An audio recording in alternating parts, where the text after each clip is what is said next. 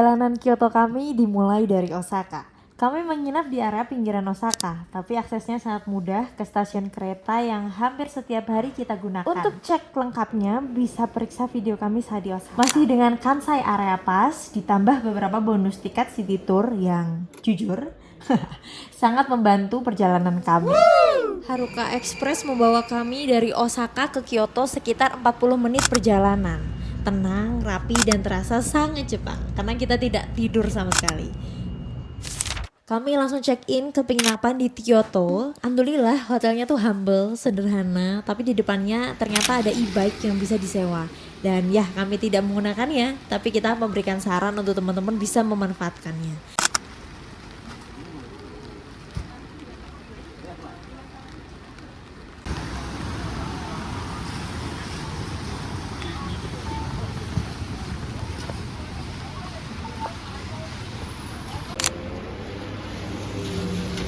Di hari pertama ini niat kami sederhana, mencoba melihat Kyoto dari sisi budayanya. Kami hunting geisha dan suasana tradisional Jepang yang selama ini hanya kami lihat dari layar. Ternyata di hari pertama kita belum berjumpa oleh sosok geisha.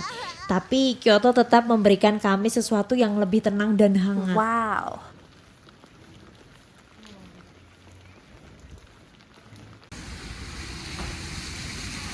Di hari pertama kita menutup jalan-jalan dengan jajan takoyaki dan ini terasa personal sih karena di bulan April hingga Mei 2025 kami sempat mencoba bisnis kecil-kecilan yaitu berjualan takoyaki di tengah dor-dor-dornya kehidupan 2025. Makan takoyaki di Jepang itu kita kepo ya rasanya itu seperti apa dan juga sebenarnya sambil mengulang mimpi kecil yang sempat kita coba wujudkan dan berakhir oh ternyata mirip ya gitu. Jadi alhamdulillah Kyoto memberikan kesan yang sangat baik di hari pertama walaupun kita terus kenai hujan yang sangat syahdu itu. Dan karena kita tiba di bulan Mei, hawanya sangat-sangat nikmat. Hampir aja kerasa kedinginan sih karena kita dari Pulau Jawa yang tidak ada winter ya say. Jadi kena hawa pergantian musim tuh terasa sangat dingin juga. But enjoyable. Tibalah di hari kedua kami di Kyoto. Kami memulainya jujur lebih sigap sih, karena kita benar-benar sadar bahwa kita sebagai wisatawan harus menjalani perannya dengan baik dan kita menentukan tujuan pertama kita adalah Fushimi Inari Taisha.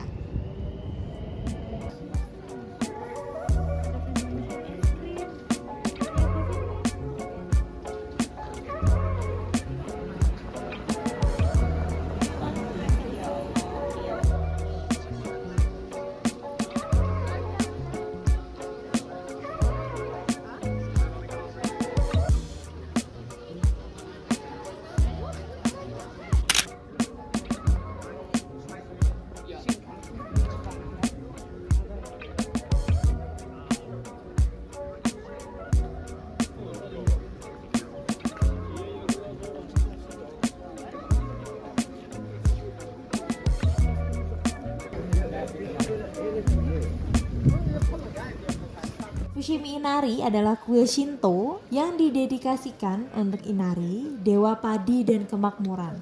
Ribuan gerbang tori merah di sini merupakan sumbangan dari para pedagang sebagai simbol harapan dan rasa syukur.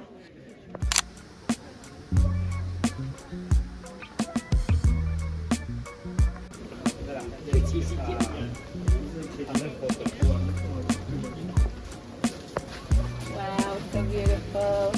Walaupun kami tidak sampai di puncak dan menurut kami nggak apa-apa sih karena yang kami cari bukan garis finish tapi prosesnya dan kita lihat betapa ramainya Fushimi Inari ini untuk saling menikmati bersama dan enjoy bersama.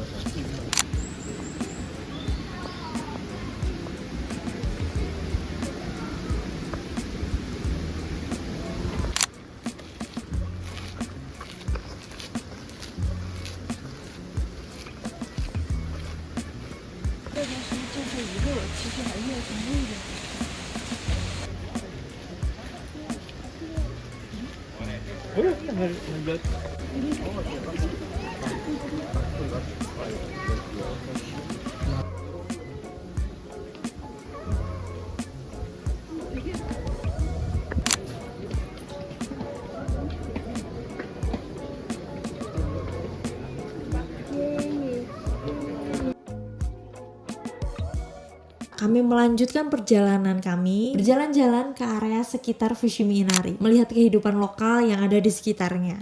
Karena buat kami memahami tempat bukan hanya soal destinasi, tapi juga ritme kehidupan orang-orang yang ada di sekitarnya. Jadi kayak pingin menjadi orang lokal itu gimana sih? Nah, kita mau pelajari dengan cara seperti itu. Jika kalian berencana mengunjungi Fushimi Inari Taisha, jangan lupa untuk jalan-jalan di area food court. Dan disinilah saya pertama kali mencoba daifuku, kayak makanan yang selalu ada di setiap story orang yang ke Jepang. Dan menurut saya sih lebih enakan mochi Indonesia ya guys. Dan di sini kayak tebel banget rasanya. Dan strawberry itu menurutku cuma topping aja, nggak menjadi balancing ketika kita makan bersama. Kebetulan karena kita adalah tim membawa satu pernik-pernik dari setiap lokasi yang kita datangi, jadi kita membeli merchandise khusus Fushimi Inari yang kita gunakan di kulkas.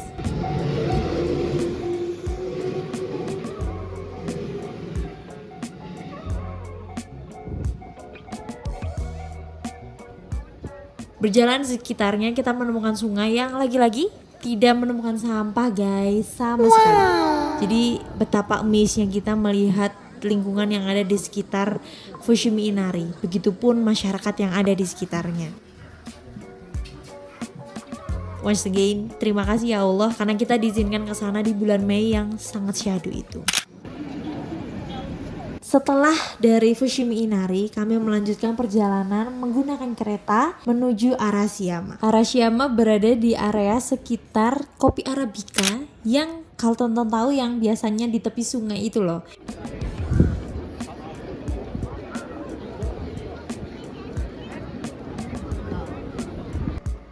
Niatnya menuju Arashiyama Bamboo Forest ya, tapi akhirnya tersasar sedikit. Tapi justru dari tersasar itulah kami menemukan hidden gem menurut kami, yaitu Horinji Temple. Horinji Temple adalah kuil Buddha yang dikenal sebagai tempat doa untuk kebijaksanaan dan kecerdasan.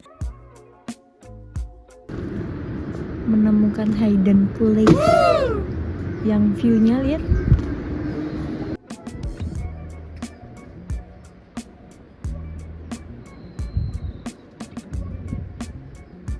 Berdiri sejak abad ke-8, kuil ini sering didatangi pelajar dari keluarga yang berharap ketenangan batin.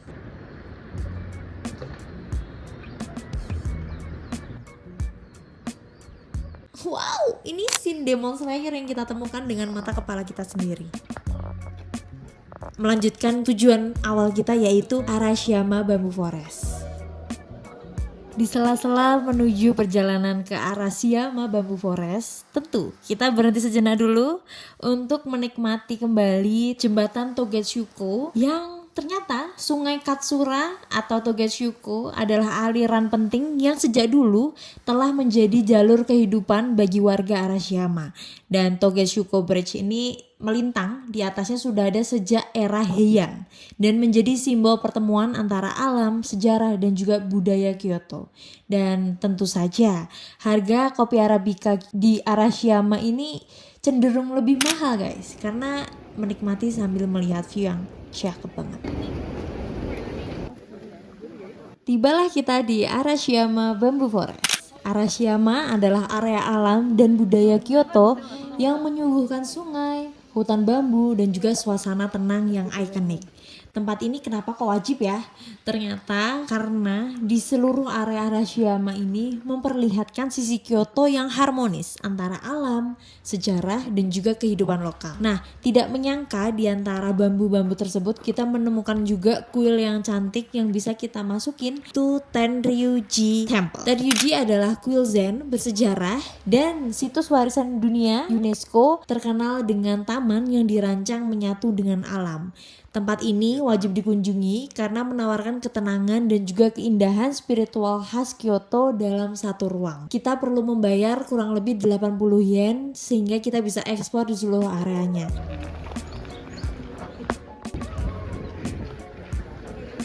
Tergolong cukup kecil tapi indah banget, termasuk ini pohon yang mungkin hidup sudah ratusan juta tahun dan masih ada dan dilestarikan hingga sekarang. Kita mendapatkan keberuntungan saat perjalanan di Arashiyama. Kami tidak sengaja bertemu dengan arak-arakan mikoshi, yaitu kuil portable dalam tradisi Shinto. Prosesi ini dilakukan untuk membawa berkah dewa ke seluruh kota dan menunjukkan betapa hidupnya budaya lokal Jepang yang bisa kita saksikan sampai sekarang di era gempuran teknologi yang semakin menggeliat.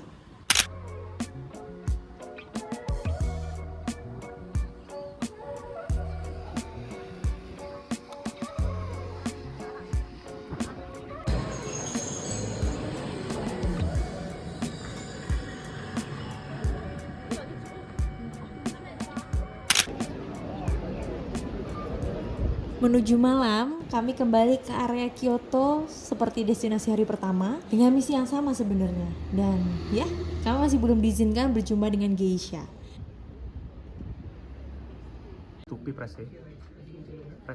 Namun, kita mengakhiri hari tersebut dengan menikmati kehangatan kota Kyoto dengan ramen halal. Lucunya sih yang masak dan melayani orang Indonesia semua, tapi rasanya tetap hangat Kyoto kok.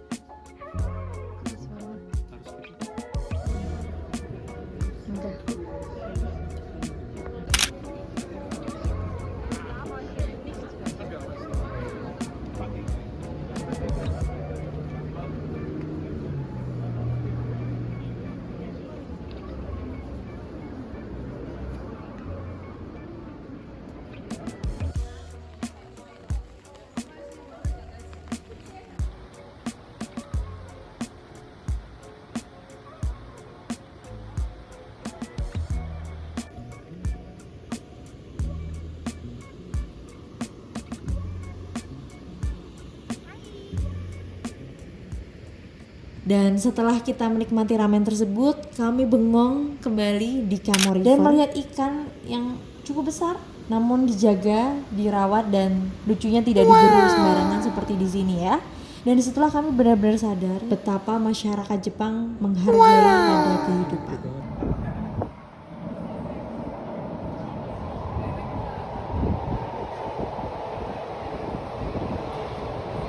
Dan malam itu ditutup dengan berendam bath salt dari drugstore Jepang yang hal kecil tapi rasanya menyelamatkan tubuh dari penat seharian berjalan.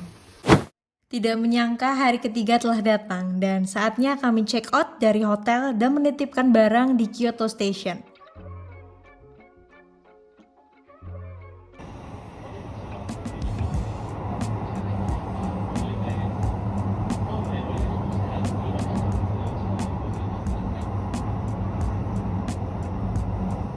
Tujuan kami hari ini adalah Otsu, area di sekitar Lake Biwa. Lake Biwa adalah danau terbesar di Jepang dan kota Otsu terasa sangat tenang, cocok untuk berjalan tanpa tujuan atau sekedar bengong. Dan ada pertanyaan kita muncul, oh jadi gini ya yang diberitakan tentang Jepang bahwa tidak ada lagi generasi muda yang ada, dan disitulah terjawab di Otsu. Sangat tenang, damai, dan jujur suasananya sangat tentram.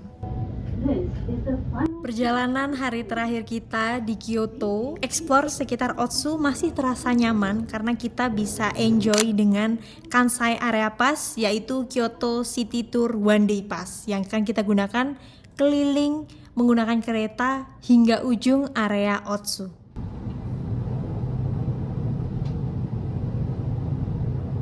Kami menghabiskan waktu dengan menjelajah perlahan. Dan satu hal yang masih membuat kami takjub hingga sekarang adalah kami tidak menemukan satupun sampah berserakan di jalan. Dan seperti hari sebelumnya kita selalu miss, dan hari ketiga pun kita tetap miss.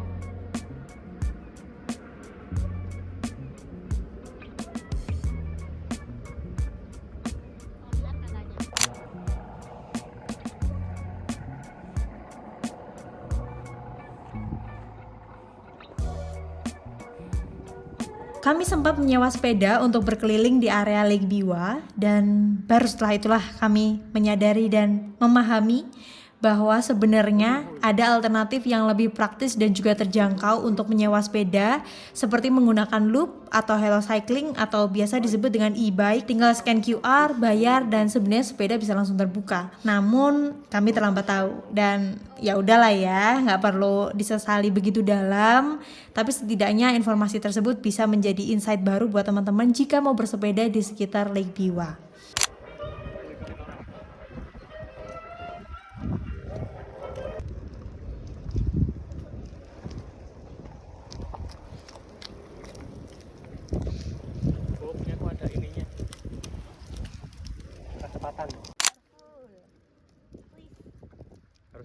Tapi kami memilih untuk mengikhlaskan karena pengalaman tetap terasa indah karena kita telah bersepeda di Jepang.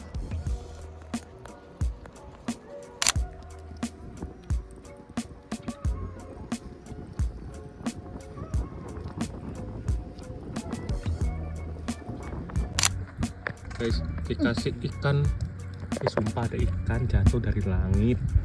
Ternyata atas kita ada gagak ya guys. Wow. Kelihatan nggak? Itu gagak jatuhin ikan, kita langsung dikasih ikan ke mereka. Iya terus ini. Terima kasih ya. Takut aku ini tak.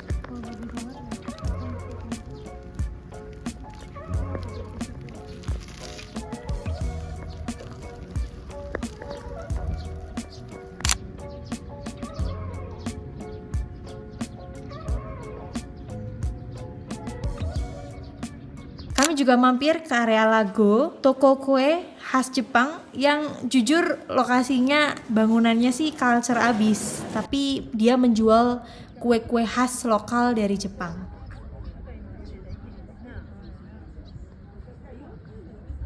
Setelah berumur 20 tahunan lebih, yang biasanya sering menonton Doraemon pasti tahu dorayaki itu seperti apa, dan finally, disinilah kami mencoba dorayaki khas Jepang. Ternyata bener aja, kenapa Doraemon suka, ternyata rasanya lembut, ringan, dan sangat berbeda dari apa yang sering kita temui di sekitar rumah.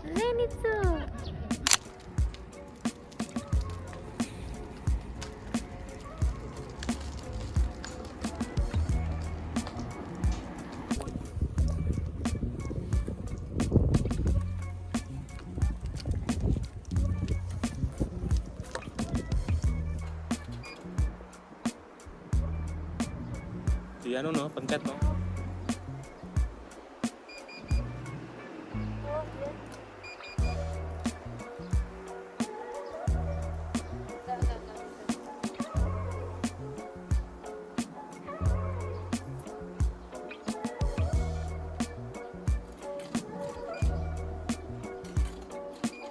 $220 loh. Oh iya bener ya. Ya. Serah.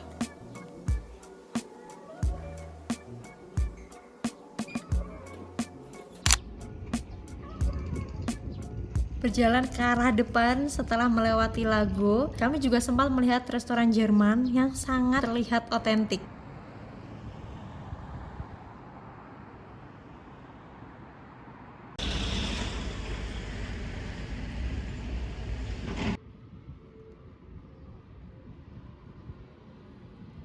Setelah memanfaatkan sepeda sesuai dengan harga yang telah kita bayarkan agar terasa lebih worth it, berhentilah kita di tribun untuk menikmati makan siang dan cuaca Kyoto yang sangat indah. Terinspirasi karena video Leonardo Edwin yang bersepeda juga di sekitar Lake Biwa membuat kami menghampiri, tidak menyesal sama sekali karena kita benar-benar merasakan esensi bersepeda di Jepang dengan ketertiban yang sangat aman. Sore hari menjelang malam, kami kembali ke Kyoto Station untuk menghabiskan waktu karena kita menunggu bis dari Kyoto menuju Tokyo. Menghabiskan waktu dengan cara bengong, beristirahat karena pantat sedikit kebas ya, dan juga sedikit melipir ke area mall untuk melihat kembali GU, Uniqlo, dan beberapa toko yang membuat kita terdiam. untuk melihat saja, tidak membeli.